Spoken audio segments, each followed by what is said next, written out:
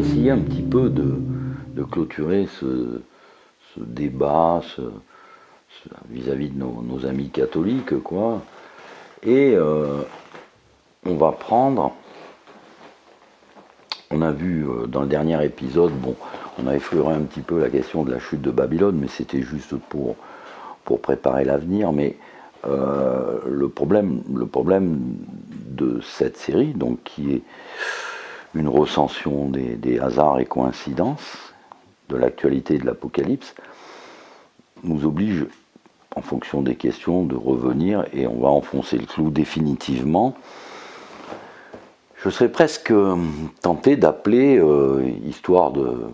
Je sais qui va faire des bons au plafond, de dire rendez à Monseigneur Lefebvre ce qui est à Monseigneur Lefebvre, et observez quand même la crise dans le temps et la réponse, où certaines personnes, Monseigneur Lefebvre donc crée sa fraternité en 1970, juste après le changement du rite épiscopal.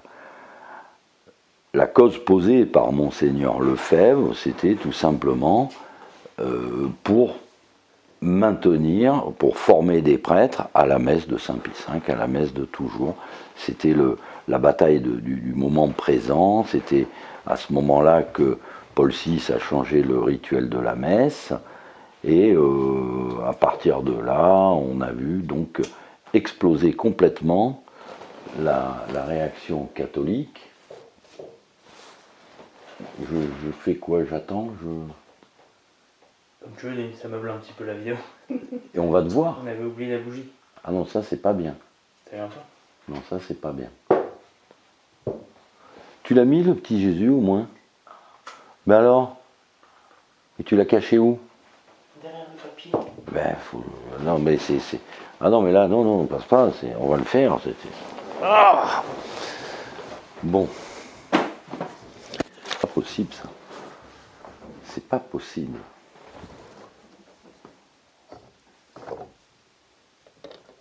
Ah, ça brûle. Bon. Donc, dans cet effondrement, bien entendu, certaines personnes ont fait les choses qu'elles pensaient justes. Monseigneur Lefebvre voulait sauvegarder le rite de la messe tridentine, et il s'est avéré par le plus curieux des hasards qu'il a sauvé le sacerdoce en même temps. Si on pense que, si les gens ont remarqué qu'il y avait une crise du sacerdoce, d'une part parce que bon, il n'y a plus de vocation, et puis d'autre part parce qu'il y a beaucoup de faux prêtres, ce qui explique aujourd'hui la crise de l'Église conciliaire, puisque les évêques de l'Église conciliaire de France voulaient vendre les biens du clergé pour dédommager les victimes du dernier scandale. Voilà, bon. C'est de toute façon, depuis le temps qu'on a dépouillé l'Église de ses biens, comme on a dépouillé le Christ au calvaire, bon, il ne reste plus grand-chose à prendre, mais bon, on laisse ça, et on va en venir. Donc Monseigneur Lefebvre, eh ben, comme par hasard, dès que le sacerdoce a été en danger, lui, il a voulu sauver la messe, mais en même temps, il a sauvé le sacerdoce. Alors, dans le camp, dans les multiples camps qui existent dans l'Église, dans les radeaux de sauvetage de l'Église catholique, certains, au fond, se permettent de faire des reproches à Monseigneur Lefebvre. Je leur dirais, qu'est-ce que vous auriez fait à ce moment-là? Parce qu'on dit, ouais, mais au concile, ceci, cela. Oui, ben au concile, si ça s'est passé comme ça, c'était quelque part un peu la volonté de Dieu, comme quand Saint Pierre voulait défendre le Christ, et que en fait le Christ lui a dit, mais avant que le coq ait chanté 2 fois, tu m'auras trahi 3 fois, renié 3 fois, tu auras renié mon nom 3 fois. Donc si effectivement, comme l'analyse du temps nous permet de penser que l'Église éclipsée selon la Vierge ou au tombeau, et qu'elle va pas tarder à prouver sa divinité, ça c'est l'espérance, et puis il n'en reste pas moins que on voit les forums catholiques pollués par des gens qui font des cours de ce qu'est l'Église et essayent d'expliquer que la fraternité Saint-Pédis ou l'UMB, c'est n'importe où. Oui, personne n'est vraiment l'Église, ce sont des radeaux de sauvetage. Mais il n'en demeure pas moins, puisque ça rend furieux certains de dire oui, on va avoir besoin des sacramentaux, oui, on a besoin des prêtres, absolument, et que s'il en reste encore des vrais prêtres, il faut dire merci Monseigneur Lefebvre, qu'après certains veulent prétendre que ça serait presque l'œuvre du diable, parce que donc, et qui disent que en fait les sacrements reçus au sein de l'église traditionnaliste, on va dire, seraient sacrilèges. Bon, ben on va leur répondre parce qu'on avait déjà répondu il y a 20 ans et puis il semblerait qu'ils soient un peu autistes, ces gens-là. Je prends donc un ouvrage, Histoire générale de l'Église, de Monsieur l'abbé d'Arras. Bien entendu, imprimatur Niki Lobstadt, l'Histoire générale de l'Église de Darras, c'est une référence. Afin que ceux qui veulent apporter la controverse viennent là où il faut, c'est donc le tome 14, et nous allons nous diriger vers la page concernant la lettre de saint Anastase à l'empereur Anastase à propos du schisme de l'Église grecque, de l'évêque Acace ou Acacius, là, ici il le nomme Acacius, là-bas c'est Acace, voilà, qui était donc Acace, je le rappelle, donc patriarche, donc en charge de toute la communauté, on va dire byzantine, si on veut, avec donc tout un clergé sous ses ordres, etc., et qui était tombé, dans l'hérésie, avec l'hérésie de Tychès, et qui était en même temps tombée dans le schisme, puisqu'elle s'était séparée de Rome. Donc nous avons là quand même un cas, une question dogmatique concernant les sacrements d'un évêque hérétique schismatique. Qu'est-ce qu'en dit saint Anastase II ? Alors, il écrit une lettre à son homonyme, l'empereur Anastase, sur ce qui a été, je crois, le premier, c'est 496, donc on est sur le premier schisme qu'il y a eu entre l'Église latine et l'Église d'Orient, on va dire. Et pour ramener la concorde, il reste quand même un point dogmatique important, c'est est-ce que les sacrements donnés par Acacius, que ce soit dans l'ordination des prêtres, les baptêmes, tous les sacrements, donnés, distribués par un hérétique schismatique, qu'est-ce qu'en dit saint Anastase ? Alors, saint Anastase, il demande donc de supprimer Acacius des diptyques. C'est donc la question de l'unacum que les gens poseront. Faut-il être, les prêtres sont-ils unacum, pas unacum? Mais bon, on va aller au fond du problème. Et voilà ce que dit donc saint Anastase. Voilà pourquoi nous supplions votre clémence impériale d'ordonner que le nom d'Acacius ne soit ni inscrit sur les diptyques, ni prononcé dans l'assemblée des fidèles. Les motifs de cette exclusion sont notoires. Les troubles, les divisions que ce patriarche a jadis fomentés dans l'Église ne ne se peuvent dissimuler. Encore une fois, je n'entends pas juger les dispositions secrètes qu'il put avoir à l'heure de la mort. Dieu les connaît et il a prononcé sa sentence. Donc, il ne veut pas faire l'énumération, tout le monde les connaît, le scandale d'Acasius, mais ce qui est important, c'est quelles en sont les conséquences. Donc, qu'est-ce qu'il dit? Alors il dit, je m'excuse parce que j'ai pris la lettre, elle est très longue, je ne vais pas vous la lire en entier,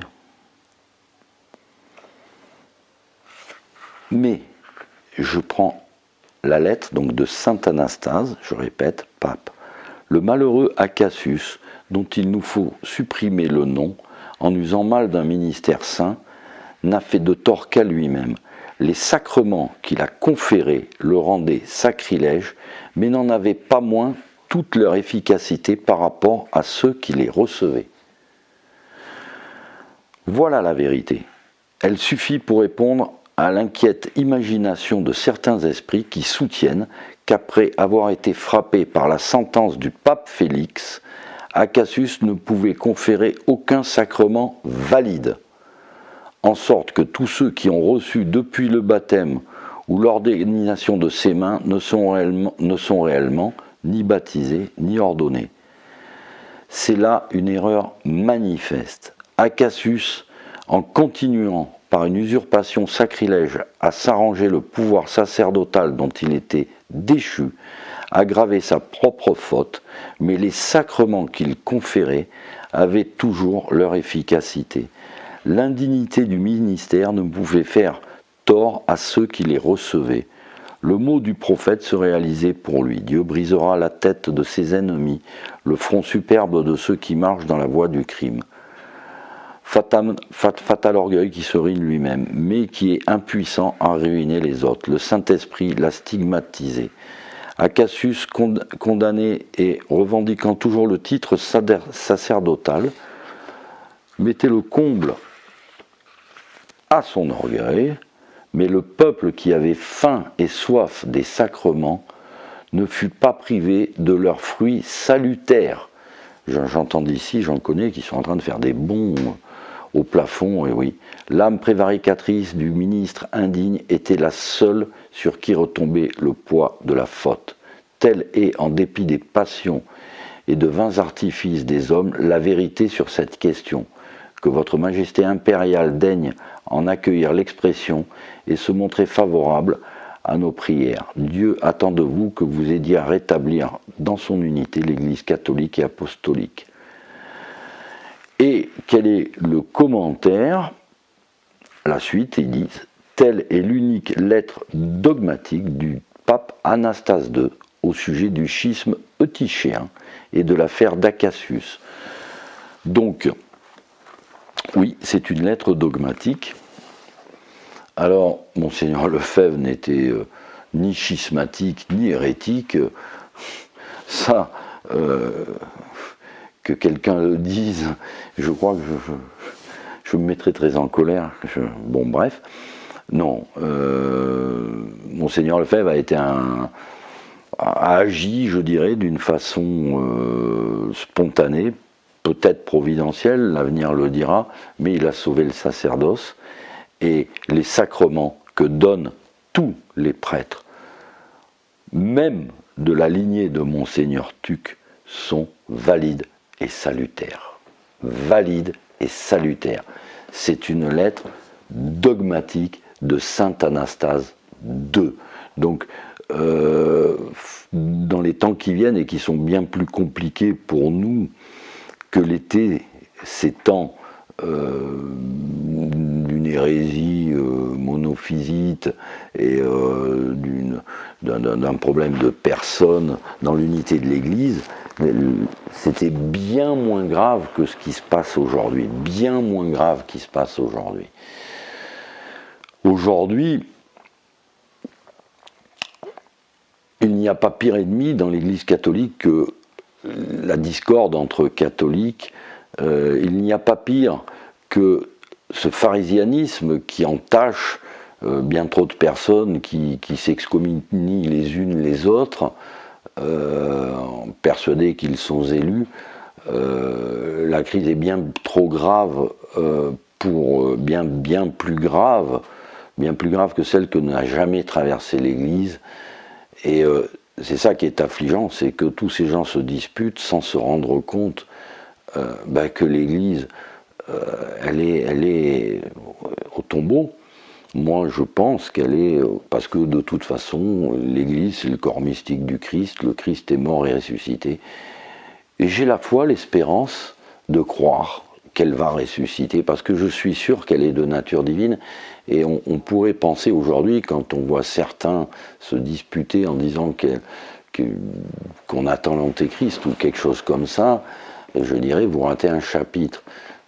L'histoire ne peut pas se terminer si l'Église est de nature divine, avec la mort telle qu'on la voit actuellement, avec la disparition du vicaire, c'est lui-même qui le dit, donc maintenant on n'a même plus à se poser la question de saint Ambroise, là où est le pape et là est l'Église, puisque le pape lui-même vous dit qu'il n'est pas le vicaire du Christ. Alors il faut arrêter un petit peu le cinéma de tous ces gens qui s'excommunient, qui se prétendent théologiens, docteurs en écriture sainte, etc., etc. Le temps qu'on vit ne peut pas être comparé à un autre temps.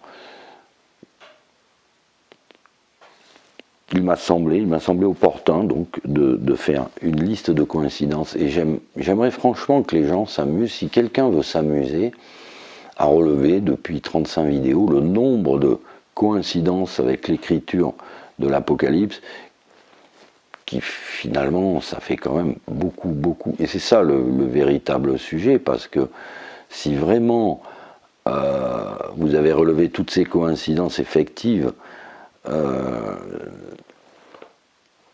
vous pourrez, à ce moment-là, on pourra tous ensemble commencer à se demander s'il ne faut pas s'intéresser. Je vous ai effleuré la chute de Babylone dans la dernière vidéo, mais il va falloir commencer à explorer les châtiments, ce qui nous attend. Ce n'est pas par hasard que à la 6e trompette, on voit donc ces 200 millions de guerriers de l'Euphrate. Je me suis un peu éternisé sur cette question de cette partie de l'Apocalypse, cette 6e trompette, qui en même temps correspond à la 6e coupe, où on revoit donc cette guerre se terminer encore au bord de l'Euphrate avec tous les rois de la terre. Pour Saint Jean, un roi peut s'appeler Poutine ou Stanislas, ça n'a pas grande importance. Lui, c'est à l'instant présent, il voit un chef, il voit des pays partir vers une guerre universelle. Et cette guerre universelle, pour le moment, l'actualité nous dirige malgré tout vers cette guerre universelle, ça, d'une façon naturelle, sans qu'il y ait une intervention divine. Je ne vois pas comment on va éviter une guerre organisée joyeusement par nos chers amis américains pour un prétexte qu'importe. Ils ont prouvé depuis un siècle qu'ils ne manquaient pas d'imagination, ils étaient débordants. Et ils feront, oui, bien sûr, la guerre avec la Chine, la Russie, il y aura une guerre mondiale, c'est à peu près certain, et qu'elle se terminera au bord de l'Euphrate. Si on étudie bien la structure du système économique, on sait très bien qu'il arrive à sa fin. C'est une question d'heures, de jours, de mois. Ça n'a pas grande importance d'ailleurs. Les gens voudraient avoir une date un petit peu en disant oh, bah, je vais profiter de Babylone jusqu'au bout et puis je me barrerai la veille pour me mettre... Enfin bref, c'est complètement stupide. L'heure et la date n'a pas d'importance. On est arrivé à un moment de l'histoire, je dirais, où les camps vont devenir de plus en plus tranchés. Dans les vidéos qu'on ne vous a pas encore mis en ligne, qu'on a d'avance, puisque là, je suis encore en 2021, mais cette vidéo passera en 2022. Donc comme j'expliquais dans une précédente vidéo, quelle que soit la tournure du Corona Circus, ils ont appuyé sur le bouton, ils ont mis en place ce qu'on pourrait appeler le grand Rosette, ce que d'autres, dans un monde catholique plus restreint, où les gens s'intéressent aux prophéties de la révélation privée, on appelle ça les événements où tout va se bousculer, et de là, il ne peut pas, si on suit l'architecture divine dans l'histoire de l'humanité, que j'ai essayé de décrire fidèlement à travers les prophéties, les temps, les cycles, non, ça ne peut pas se terminer là, après la guerre mondiale. C'est pas l'antéchrist qui va venir pacifier le monde, parce que je veux dire, on ne peut pas aller les catholiques dans l'état actuel de la situation. Je vois pas assez de catholiques pour satisfaire les appétits, je dirais, de martyrs de l'antéchrist. Et il va falloir reprendre un petit peu des forces, il va falloir qu'il y en a qui passent la porte, on va dire. Et il n'y en a pas un qui a plus raison que l'autre, d'autant que en restant, parce qu'il y a des gens qui voudraient se réunir, bon, bref. Aujourd'hui, la question se pose, non, elle se pose, oui, on va avoir besoin des sacramentaux, je le maintiens, oui, les prêtres sont valides, oui, la preuve en est, cette lettre de saint Anastase qui est dogmatique, il le dit clairement. Alors, si quelqu'un n'est pas d'accord, il va m'expliquer que saint Anastase est hérétique, et il est saint en plus, je ne vois pas pourquoi il est encore au catalogue des saints, s'il avait été hérétique. Alors après, faut connaître un petit peu la documentation catholique. Après, il y a les papes, le Liber Pontificalis, ça fait une erreur quand il prétend que Acacius, mais c'est démontré dans l'histoire universelle de l'Église, il y a eu une erreur au Liber Pontificalis sur saint Anastase II pour lui faire des reproches. C'est trop long, je ne vais pas entrer dans ce débat-là. S'il y en a un qui veut revenir à la charge, je l'expliquerai. Donc, oui, le sacerdoce reste valide, et certains ont voulu noircir Monseigneur Lefebvre, l'accuser de faire partie de cette église. Je dirais peut-être même, après, je ne vais pas rentrer dans l'histoire de la fraternité. Comme je dis, j'avais écrit le livre et Monseigneur Lefebvre était infiltré dès le début. Dès le début, bien entendu, c'est difficile d'être seul. Il faut bien connaître l'histoire de la création des cônes pour comprendre que bon, il est parti au début avec rien, et c'est devenu grand. Si ça peut sauver des âmes, il y en a qui diront qu'on ne peut pas se sauver, ou dans la fraternité, ou chez Boniconsi, enfin, qu'importe, fraternité de la transfiguration, fraternité de ceci, Avrier, etc. Bon, on est dans la confusion, mais il n'en reste pas moins qu'on a quelques remèdes, et je pense que c'est criminel de pousser, de dire aux gens, n'allez pas au sacrement. Je pense que chacun, à sa place, là où il est, doit se défendre comme il peut, avec ce qu'il a, avec ce que Dieu a laissé dans cette catastrophe sans nom, Et la vraie question, ça serait de dire aux gens, mais depuis le temps que vous voyez cette Église qui est montée à l'échafaud pendant la Révolution française, qui s'est fait massacrer, cette Église qui s'est fait encore massacrer en 1870, à chaque révolution, dans tous les pays. Je veux dire, quand j'entends parler de la Révolution d'Espagne, je voudrais bien que les Rouges me parlent un petit peu des massacres, quelle était l'utilité de massacrer des moines et des bonnes sœurs. Enfin, c'est aberrant, quoi. Je veux dire, a-t-on jamais vu une communauté, une abbaye, un monastère, dans une région où il s'est installé, où l'histoire ne leur rend pas tous les bienfaits? Vous prenez l'abbaye de Maizé, du Poitou, en dessous de Fontenay-le-Comte, c'est les moines qui ont donné la richesse à la Vendée. Ils ont défriché la Vendée, ils ont assaini la Vendée. Je veux dire, l'apport scientifique, l'apport économique, mais est-ce que un jour vous allez vous intéresser, je dirais, à ce que la France doit à l'Église, c'est que la fille aînée de l'Église, simplement au niveau technique, technologique, économique. Voilà, rien qu'à ce point-là. Et les gens vont s'étonner que la France, eh ben depuis, même Michel Onfray l'a reconnu en disant la décadence, elle a commencé, je crois qu'il la situe au niveau du protestantisme. Ben je vais lui dire, ben c'est pas compliqué, 1517, protestantisme, 1717, création de la franc-maçonnerie en Angleterre, 1917, début du jour de Yahvé. Et là, j'ai l'audace de placer les 100 ans qui sont indiscutables, prophétisés par Léon XIII pour détruire l'Église. Mais pour détruire l'Église. Et il y en a qui voudraient croire que, malgré ce qu'ils ont vu, malgré ce que l'histoire leur met devant les yeux, malgré l'affaire des congrégations, malgré le suicide de l'armée française avec l'affaire des fiches, les meilleurs officiers en 1917, la majorité des militaires étaient catholiques. Aujourd'hui, bon. Donc, on descend, et il y a toujours des gens qui ont l'air de croire qu'il ne se passe rien. Ils ne se rendent pas compte parce que s'ils voulaient faire un schéma de là où on doit aller, cette fameuse bête de la terre, cette fameuse bête de la mer, il y en a qui voudraient savoir exactement, mettre un nom à chaque tête, à chaque corne, à ceci, mais simplement, je pense que tout le monde est à peu près d'accord aujourd'hui pour constater que tout est mensonge.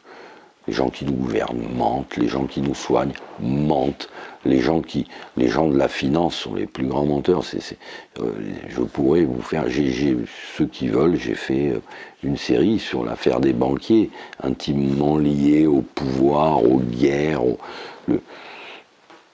où n'est pas le mensonge, et c'est là que se retrouvent finalement ceux qui s'opposent un petit peu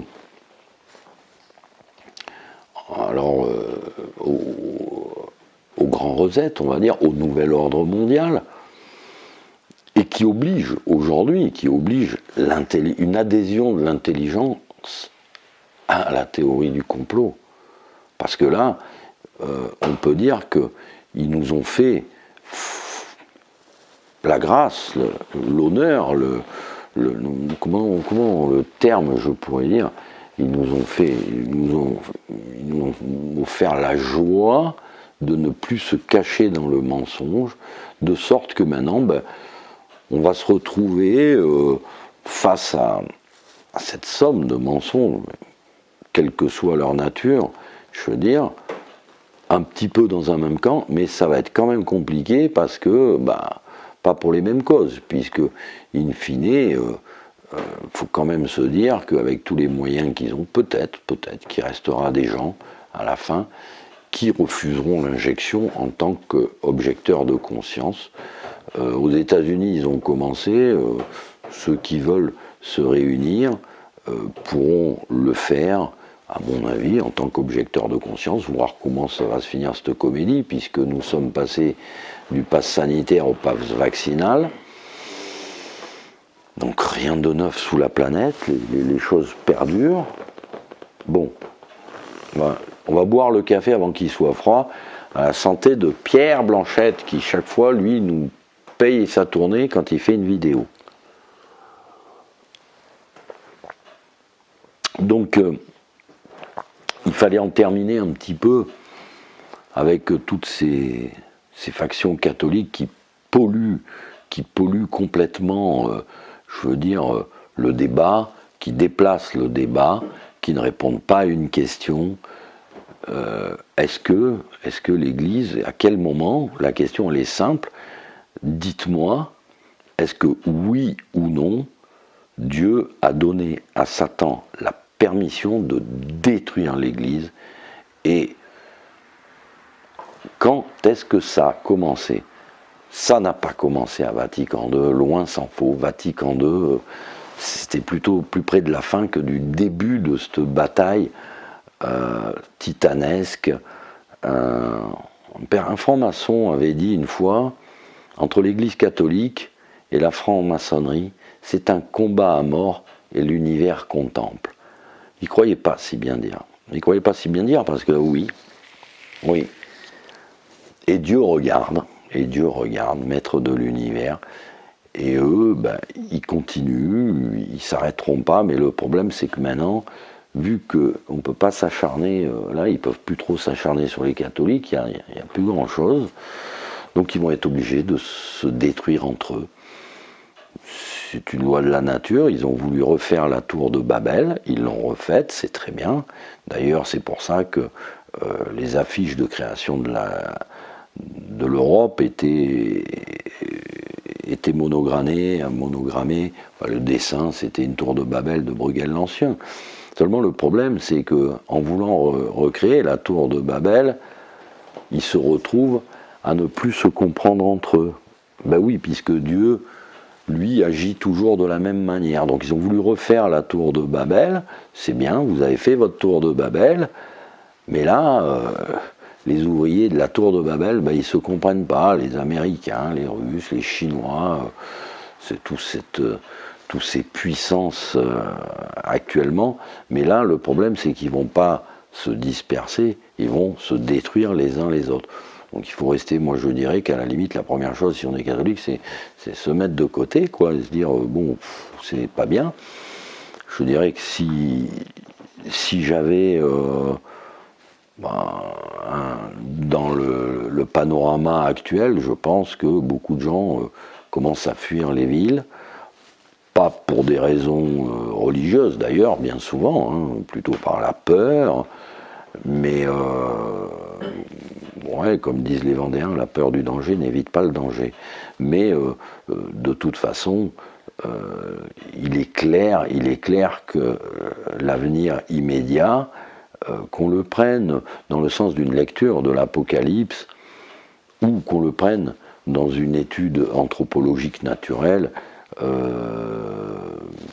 de l'état de la société aujourd'hui, au niveau économique c'est foutu, au niveau écologique c'est foutu, climatique, c'est une pantomime, comme Corona Circus, c'est que du mensonge, c'est que du n'importe quoi, et donc on va pouvoir commencer cette année maintenant en travaillant la question primordiale, quoi. Comment y a-t-il si peu de personnes qui ne voient pas la nature diabolique qui dirige le monde, tant elle a détruit tout, la terre, le ciel, les océans, les civilisations, les nations, elle a tout écrasé en un siècle, 100 ans, aurait dit Léon XIII, 100 ans jusqu'à un moment donné où il n'y a même plus de vicaire du Christ. Alors, où elle est l'Église? Elle est l'Église du Cantique des Cantiques, où elle est... Voilà. Je pense qu'il vaut mieux penser aujourd'hui à pleurer sa mort, ou en silence, au Cénacle, comme étaient les apôtres au Cénacle, et en même temps, quand même évoquer Saint Dismas, parce que faut quand même, c'est extraordinaire quand même, ce larron qui est sur la croix, là, il a pas vu les miracles, il n'a pas suivi le Christ, il en sait bien moins que Saint Pierre, il en sait bien moins que tous les apôtres sur le Christ. Et au moment où le Christ subit la fin de sa passion, il est le seul. Alors, je dirais, pour ceux qui se croient catholiques, ne vous imaginez pas plus fort que les apôtres, pas plus fort que les pharisiens, eux, on n'en parle pas. Et pensez donc à ces gens qui n'étaient pas du tout concernés à ce centurion qui a proclamé la divinité du Christ, Longin, dont Hitler a voulu récupérer la lance, ce larron, c'est dans ces moments difficiles qu'il faut être humble et se dire que si on se prétend sachant, ben, il faut savoir que les plus grands sont tombés au moment de la passion du Seigneur sur la croix. Ceux qui étaient censés le recevoir, alors eux l'ont fait crucifier, vous imaginez le tableau. Donc voilà. Maintenant, il va falloir assumer les conséquences, parce qu'il y a des conséquences à mesure que l'Église est descendue au tombeau, la civilisation est descendue au tombeau. Et